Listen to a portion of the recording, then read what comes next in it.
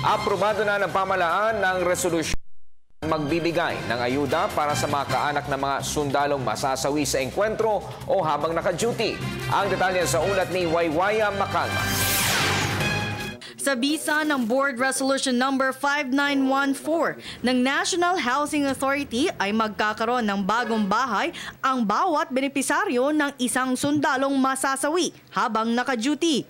Magkakaroon kasi ng pabahay ang mga sundalong namamatay sa mga engkwentro o ang tinatawag ng militar na killed in action. Ito ay magiging off-base housing unit para sa mga pamilya ng mga sundalong nasasawi.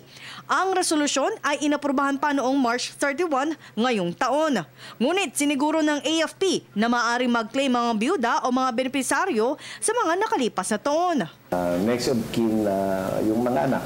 So yung mga KIA from the previous years, like 5 years ago, pwede mag-claim sa NHA? Ganun po ba yun? Pwede.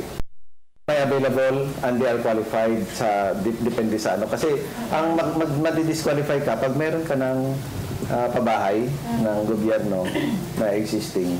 So hindi ka na makaka-apply ulit. Para sa mga sundalo, malaki ang tulong na ito sa kanila.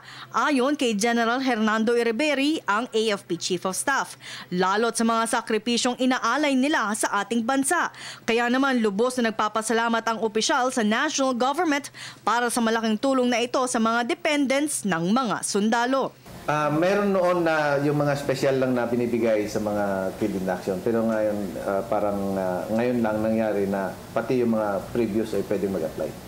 Ayon kay Lieutenant Colonel Noel De Toyato, aabot lamang sa 200 kada buwan ang kanilang babayaran sa loob ng 10 taon.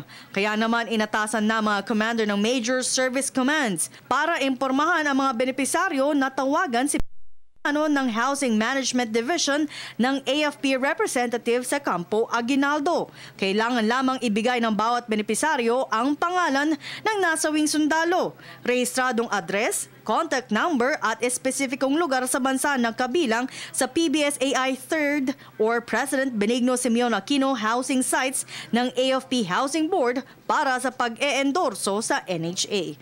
Para sa Telebisyon ng Bayan, ako si Waywaya Macalma.